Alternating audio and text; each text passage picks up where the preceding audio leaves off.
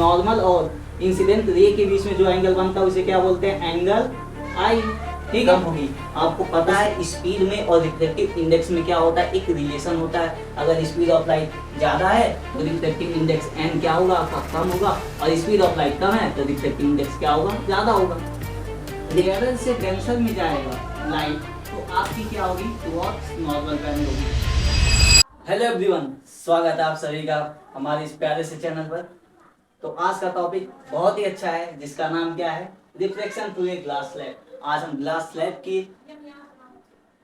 Slab से कैसे reflection होता है उसको बहुत ही अच्छे तरीके से, बहुत ही इजी फॉर्मेट में जान रहे होंगे। उसके बाद ये रिफ्लेक्शन का टॉपिक आपका समाप्त हो जाएगा। उसके बाद कुछ क्वेश्चंस अच्छे करेंगे, ठीक है। तो ग्लास स्लैब का रिफ्लेक्शन देखने से पहले आपको एक कॉन्सेप्ट रिवाइज करना होगा, जो कॉन्सेप्ट आपने पिछले दिनों में पढ़ लिया होगा। आज उसी को पहले रिवाइज करा देते हैं, ठीक है। देखिए, आपके पास दो मीडियम होते हैं, एक होता है आपका क्या, रेयर मीडियम, और एक होता है आपके पास डेंसर मीडियम, ठीक है। तो रेयर मीडियम की जब बात करें तो इसमें क्या है, रेयर कहीं ना कहीं ये एयर से डिकोड हो रहा है। मतलब क्या, इसमें कहीं ना कहीं आपकी जो स्पीड ऑफ लाइट क्या होती है वो क्या होगी, ज्यादा होगी। स्पीड ऑफ लाइट, इसके पार्टिकल्स कैसे होते हैं, दूर दूर होते हैं, डिस्टेंस क्या होता है पार्टिकल्स का, ज्यादा होता है, ठीक है। और डेंसर में क्या होगा, स्पीड ऑफ लाइट क्या होगी, डेंस, कहीं ना कहीं बात आ रही है डेंस से, क्या, डेंस से, घना है पूरा, रसनेस है, ठीक है। तो यहाँ पे स्पीड ऑफ लाइट क्या होगी आपकी, कम होगी। स्पीड क्या है, कम होगी। आपको पता है स्पीड में और रिफ्लेक्टिव इंडेक्स में क्या होता है, एक रिलेशन होता है। अगर स्पीड ऑफ लाइट ज्यादा है तो रिफ्लेक्टिव इंडेक्स एन क्या होगा, आपका कम होगा, और स्पीड ऑफ लाइट कम है तो रिफ्लेक्टिव इंडेक्स क्या होगा, ज्यादा होगा। लेकिन वो आज हम बात नहीं करेंगे। आज हम बात करेंगे किसके बारे में, अगर आपका जो, मान लिया ये मीडियम कैसा है, N1 है, ये मीडियम कैसा है, N2 है, ठीक है। अगर मैं इसको रेयर मीडियम बोलूं, सपोज करूं ये एयर है और ये क्या हो गई, ग्लास। तो अगर एयर से इंसिडेंट रे आपकी ग्लास में आएगी तो वो बैंड किधर हो जाएगी, नॉर्मल की तरफ क्या हो जाएगी, बैंड हो जाएगी। मतलब वो टुवर्ड्स नॉर्मल चली आएगी। सोचो ये ग्लास है, इसके पास ताकत क्या है, पावर इसके पास ज्यादा है। क्यों ज्यादा है, क्योंकि ये डेंस मीडियम है। डेंस मीडियम है, कहेगा भाई तुम आओ, हम तुमको अपनी ओर झुका लेंगे, इधर अपनी ओर झुका लेंगे। तो जब भी आपका एयर से, या फिर कहूं मैं डेंसर मीडियम से रेयर मीडियम में मूवमेंट होता है किसका, स्पीड ऑफ लाइट का या फिर कोई भी लाइट का, तो वो कैसे किधर जाती है, टुवर्ड्स नॉर्मल की ओर झुक जाती है, नॉर्मल की ओर झुक जाती है। किधर जाती है, नॉर्मल की ओर, ठीक है। ये बात आपको समझ में आ गई होगी, ठीक है। अब देखते हैं आगे, सेम केस लेते हैं। यहाँ पे हमने क्या रख दिया, ग्लास, और यहाँ पे एयर, ठीक है। अब देखिए ग्लास और एयर, ग्लास और एयर, यहां से ग्लास से जो लाइट आई आपकी एयर में जाएगी तो ये कहाँ जा रही है, पहले डेंस मीडियम था, ठीक है, पहले ये ताकतवर था तो क्या कर रहा था, अपनी ओर झुका ले रहा था। लेकिन अब एयर ग्लास के कंपेयर में ताकतवर नहीं है ना, ठीक है। तो ये क्या, ये तो आएगा सीना चौड़ा करके आएगा, कहेगा दम मैं तो झुका के दिखा। अब एयर कहेगा भाई मेरे पास इतनी ताकत नहीं है, मैं झुका नहीं सकता, मुझे नॉर्मल क्यों। तो ये कहाँ भेज देगा, धकेल देगा उधर, ये कहाँ चली जाएगी, अवे फ्रॉम नॉर्मल चली जाएगी। पहले अगर आपकी लाइट रेयर से डेंसर में आती थी तो आपकी बेंडिंग होती थी किधर,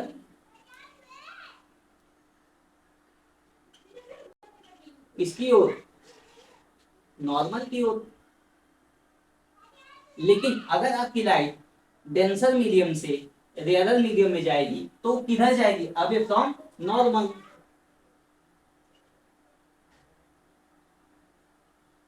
ठीक है। तो इन्हीं दो केसों से आपका ग्लास स्लैब खत्म हो जाएगा। पहले आपकी लाइट इधर आएगी, एयर से आती है ग्लास स्लैब में, और ग्लास स्लैब में कहा जाती है, इन एयर में चली जाती है। मतलब पहले हम रिफ्लेक्टिव इंडेक्स देखेंगे किसका, ग्लास का विद रिस्पेक्ट टू एयर, उसके बाद हम देखेंगे एयर का विद रिस्पेक्ट टू ग्लास। दो रिफ्लेक्टिव इंडेक्स निकालने हैं, उसके बाद आपका ग्लास स्लैब वाला टॉपिक खत्म, ठीक है। ग्लास स्लैब वाला टॉपिक क्या हो जाएगा, खत्म हो जाएगा आपका। तो यहाँ पे की पॉइंट में आपको ये लिखना है बस कि अगर आपका रेयरर से डेंसर में जाएगा लाइट तो आपकी क्या होगी, टुवर्ड्स नॉर्मल बैंड होगी।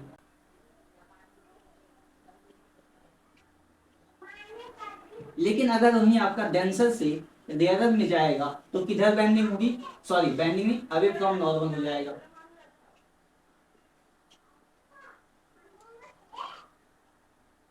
ठीक है, अब देखिए ये मान लिया मैंने, सपोज कर लिया क्या, ए बी सी और डी, ये क्या है, ये ग्लास स्लैब है।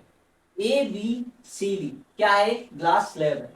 तो अब आपकी लाइट कहां से आ रही है, इंसिडेंट रे आ रही है आपकी किधर से, एयर से। कहां से, एयर से। कैसा है ये, रेयर मीडियम है। ठीक है, और ये आपकी ग्लास क्या है, डेंसर मीडियम है। कैसा है,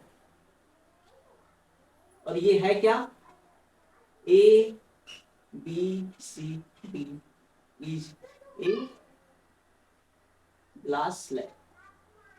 क्या है ये, ग्लास स्लैब है। ठीक है, तो अब आपकी इंसिडेंट रे आई तो ये कहाँ बनाएगी, नॉर्मल और इंसिडेंट रे के बीच में जो एंगल बनता है उसे क्या बोलते हैं, एंगल आई। ठीक है, उसके बाद ये आपकी क्या हुई, नॉर्मल है। सपोज करो ये, इसको मैं बोल लेता हूँ ये क्या है, एम है, ये एम डैश है। इसको बोल दूंगा एम है, एम डैश है। ठीक है, ये एंगल आई हुई और ये क्या हुआ, एंगल आर हुआ। अब आपको देखो साफ दिख रहा है कि अगर ये नॉर्मल परपेंडिकुलर ड्रॉ किया गया है, एंगल आई से कोई भी रे, इंसिडेंट रे जैसे स्ट्राइक करती है किसी ग्लास स्लैब पे, ग्लास स्लैब डेंसर मीडियम है विद रिस्पेक्ट टू एयर में, तो वो किधर जाता है, टुवर्ड्स नॉर्मल की तरफ झुक जाता है। ठीक है, पहला केस ये बना। उसके बाद आपकी जो लाइट आई, ठीक है, R1 है, उसके बाद स्ट्राइक कहाँ की, अब ये तो मीडियम ऊपर का भूल जाओ, ये बना ग्लास। अब सपोज करो एक ग्लास से लाइट आ रही है, आ रही है ग्लास से लाइट, ग्लास से लाइट आ रही है, आ रही है, ये नॉर्मल यहाँ पे ओ पॉइंट पे स्ट्राइक की, मान लो ओ डैश है, ये क्या है, ओ है। ठीक, अब यहाँ पे जब स्ट्राइक की तो किधर जानी चाहिए, यहाँ का जो मीडियम है वो डेंसर मीडियम है, यहाँ के मीडियम से, यहाँ का मीडियम डेंसर है, यहाँ का रेयर है, यहाँ का पहले रेयर था, यहाँ पे डेंसर था, अब इसका डेंसर हो गया है, अब इसका यहाँ पे मीडियम रेयर होगा, हो गया है। तो ये जो इंसिडेंट रे, अब इसके रिस्पेक्ट में ये क्या हो गई, इंसिडेंट रे हो गई। तो यहाँ पे एंगल क्या बोल दूं मैं, एंगल, ये क्या हो गया आपका एंगल, यहाँ पे लिख रहा हूं मैं एंगल I2 हो गया। अब यहाँ पे जो रिफ्लेक्शन हुआ इसे मैं बोल दिया एंगल ई। क्या बोल दिया, एंगल ई। अभी सब बताऊंगा, एंगल ई, इसे बोल देते हैं हम क्या, एंगल ऑफ इमर्जन।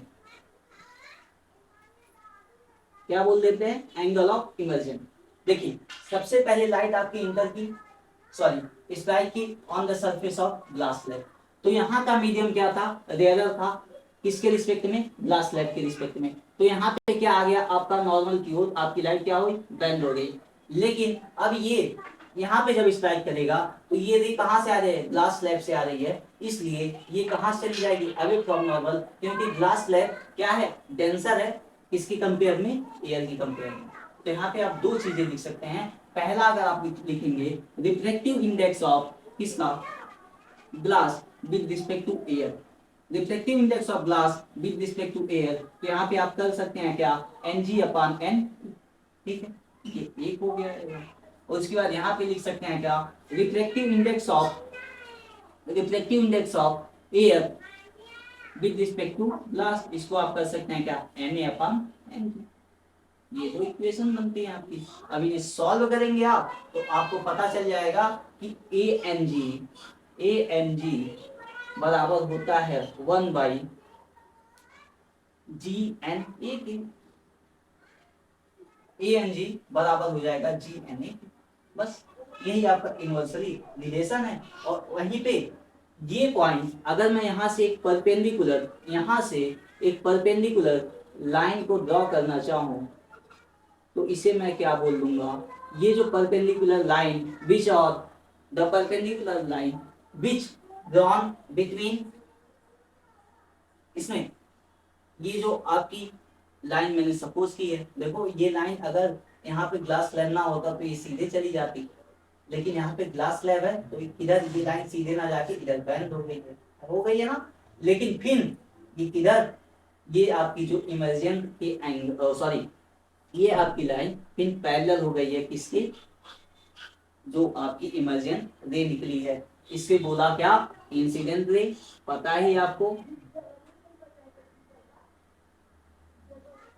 इसे बोल दिया क्या, रिफ्लेक्टेड रे, और इसे बोल दिया क्या, इमर्जेंट रे।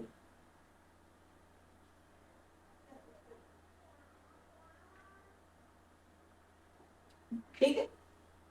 अब चलिए इसके कुछ अच्छे टॉपिक्स को देख लेते हैं कि इनका हम कंक्लूजन क्या निकाल सकते हैं। कंक्लूजन क्या निकाल सकते हैं, तो ये आपका हो जाएगा क्या, लेटरल डिस्टेंस। इसे बोल देते हैं हम क्या, सॉरी, लेटरल डिस्प्लेसमेंट, जो कि इमर्जेंट लाइन के और एंगल ऑफ इंसिडेंट लाइन के परपेंडिकुलर ड्रॉ किया गया है। Perpendicular distance between incident ray and emergent रे। आपको दिखाई दे रहा होगा कि इंसिडेंट रे और आपकी इमर्जेंट रे एक दूसरे से पैरेलल हैं। तो इसका मतलब ये मैं बोल सकता हूं, अगर ये एक दूसरे के पैरेलल हैं तो मैं बोल सकता हूं एंगल आई बराबर क्या हो जाएगा, एंगल ई। ठीक है। और अगर एंगल आई को हम बढ़ाएंगे, एंगल ही बढ़ेगा। ग्लास स्लैब की चौड़ाई को बढ़ाएंगे तब भी आपका क्या डिफरेंस आ जाएगा। ठीक है, इतना समझ आ ही गया होगा। अब बात कर लेते हैं, ये जो डिस्टेंस है ना बहुत अच्छा है, हमेशा बोर्ड में पूछा जाता है भाई साहब, लेटरल डिस्टेंस के बारे में बात कर लेते हैं।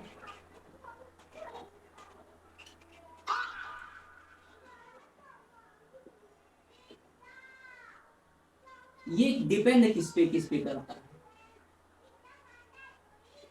सबसे पहले ये डिपेंड करेगा किसके ऊपर, एंगल ऑफ इंसिडेंट के ऊपर। ठीक है, क्योंकि एंगल ऑफ इंसिडेंट बढ़ाएंगे तो एंगल ऑफ इमर्जेंट बढ़ेगा, और उसके बीच में आपकी जो डिस्टेंस होगी वो क्या होगी, बढ़ेगी, तो लेटरल डिस्टेंस आपका बढ़ेगा। क्या, अगर एंगल ऑफ इंसिडेंट आप बढ़ाएंगे, एंगल ऑफ इमर्जेंट भी बढ़ेगी, और एंगल ऑफ इमर्जेंट बढ़ेगी तो इसके बीच में जो डिस्टेंस होगी वो कम हो सकती है, ज्यादा हो सकती है, उसके बीच का ये लेटरल डिस्टेंस क्या हो जाएगा आपका, बढ़ सकता है। ठीक है, तो मैं सबसे पहले लिखूंगा depends on incident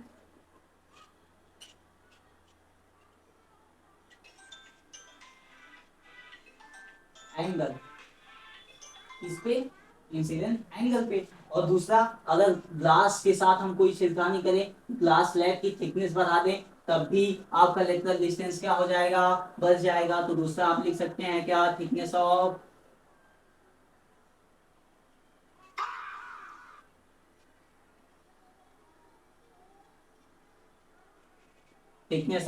glass slab. ठीक है,